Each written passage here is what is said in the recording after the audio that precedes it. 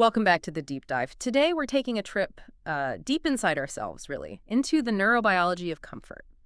Yeah, our sources use this really striking metaphor. They talk about the brain like a city lit up after dusk. Hmm. And we're looking at what happens when, well, when the lights get hijacked. We're getting into a heavy topic, comparing opioids to, well, pretty much everything else, stimulants, hallucinogens, depressants, trying to figure out what makes opioids so powerful, so seductive, and, yeah, so dangerous. That's exactly the focus.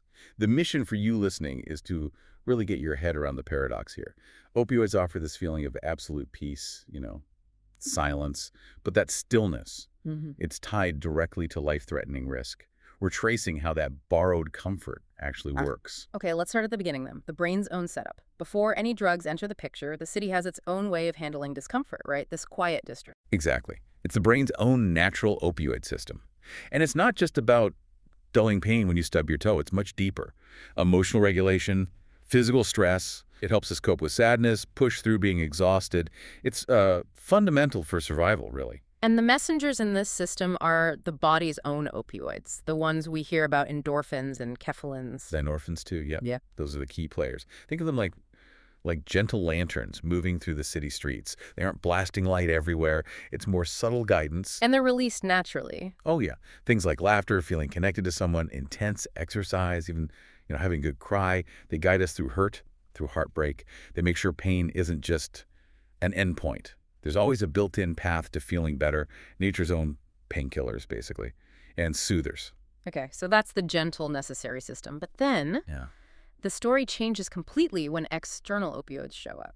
Heroin, morphine, oxycodone, and now, the big one, fentanyl. That gentle whisper becomes something else. It really does. It stops being a gentle guide and becomes more like a hostile takeover. External opioids are structured so perfectly to fit those receptors that they don't just mimic the natural signal. They essentially seize the city's lights, the whole infrastructure. They just flood the system. Those receptors meant for, subtle adjustments. They get hit with this overwhelming signal. The source calls it a thunderous hum. A thunderous hum, leading to total silence. Can you break down the neurobiology there? What's happening to cause that immediate euphoria, that lack of pain? Well, the mechanism is kind of elegant but also brutal. Pain signals, physical and emotional, they just get shut down, blocked. And that relief instantly tips over into intense euphoria, that deep feeling of peace, like everything is fundamentally all right. That comes mainly from a dopamine surge, specifically in the nucleus accumbens. The brain's reward center just lights up. It feels like instant safety, absolute quiet, but it's borrowed peace. And that quiet, that's the hook, but it's also the danger. The natural system regulates, but this external one, it's like hitting an override switch. Exactly. And here's the critical paradox. The same molecule that's so good at silencing pain, physical and emotional, it also acts like a dimmer switch for basic life functions. It's unavoidable. See, the same opioid receptors, they're packed into the medulla. And the medulla, well, that's mission control for stuff you don't think about, heart rate, breathing, essential functions.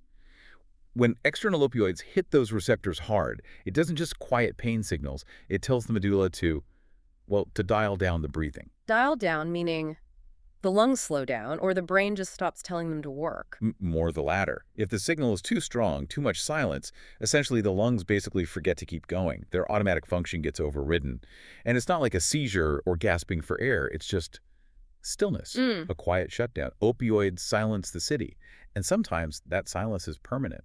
That's what makes them so different. Right, the hidden cost of borrowing that peace. And the brain doesn't just sit there and take it, does it? When it senses this overwhelming it tries to fight back. It does.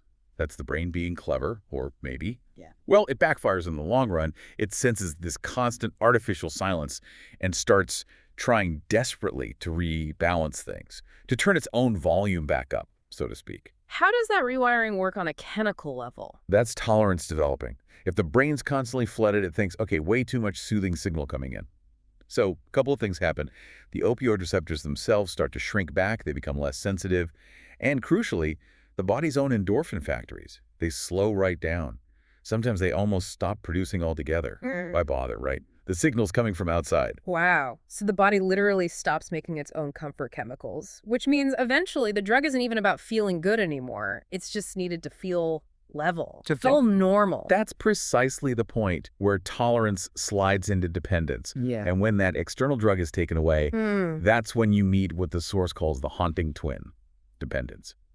The absence of the drug feels like utter chaos because the brain's lost its internal ability to find equilibrium. If the drug brings overwhelming silence, what does withdrawal, that internal chaos, feel like? It's like all the city's emergency alarms going off at once. A violent attempt to restart the natural rhythm. Remember, the natural system got suppressed. Now pain comes roaring back, often way worse than whatever pain the person started taking the drug for. You get intense restlessness, like bugs crawling under your skin. People experience these waves of tears, but without any specific sad thought. Sleep, forget about it. It's the whole system just flailing, trying desperately to remember how to make its own gentle lanterns again. To really get why this is so uniquely risky, we need that comparison. You mentioned opioids inhabit a different district compared to other drugs. Exactly. Other drugs tend to cause chaos or confusion in the system. Opioids are unique because they try to perfectly imitate and then replace something absolutely essential for survival, our natural soothing mechanism. Okay, let's walk through the others. Stimulants first: cocaine, meth, Adderall, city on overload. Totally. They blast the dopamine and norepinephrine circuits. Think fireworks, huge energy, racing heart, the whole system running way too hot. The source puts it like, too much power, the grid burns out. Stimulants basically shout, move, all action, all energy. Okay, very different. What about depressants like alcohol or benzodiazepines? They aim for quiet too, but it's a different kind, right? Completely different mechanism. Depressants work mainly on GABA. GABA is the brain's main off switch, the primary inhibitor. So opening GABA gates is like dimming all the city lights, slowing down thoughts. You get sedation, relaxation.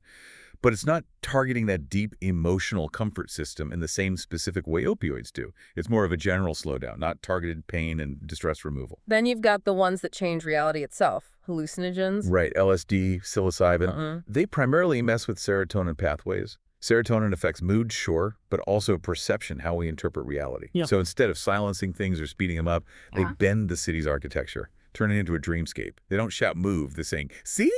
It's about altered perception. And finally, cannabinoids. THC, CBD.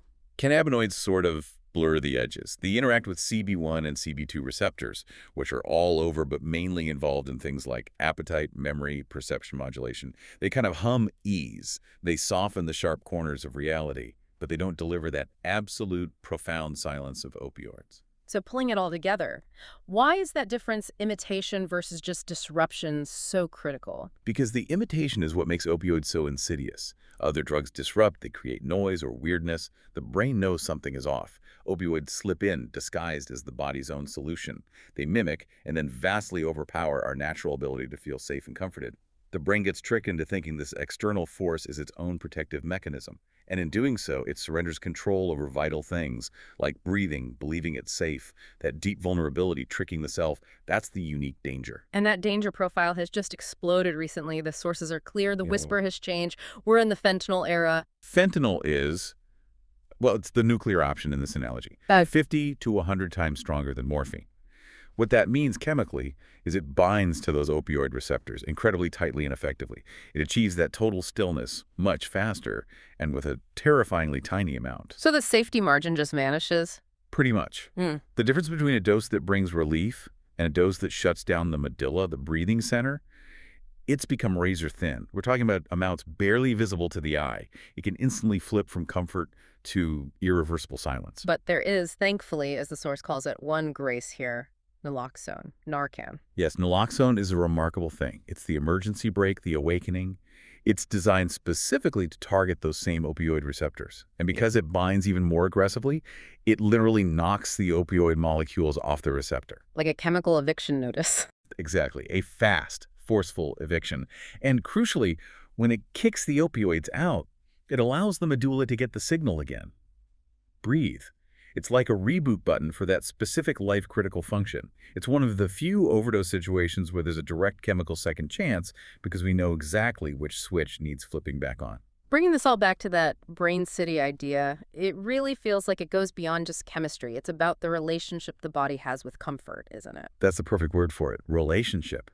Opioids essentially hijack something the body already owns, its innate ability to soothe itself, to survive distress. When that external thunderous hum becomes the only comforting sound the brain recognizes, the city forgets how to generate its own light. It becomes utterly dependent on the borrower. So while stimulants shout move and hallucinogens sing see, opioids, they can quiet the city so profoundly it forgets it was ever meant to be awake. That stillness, that lack of need, that's the terrifying power, the ultimate danger of borrowed comfort. Thank you for joining us for this deep dive.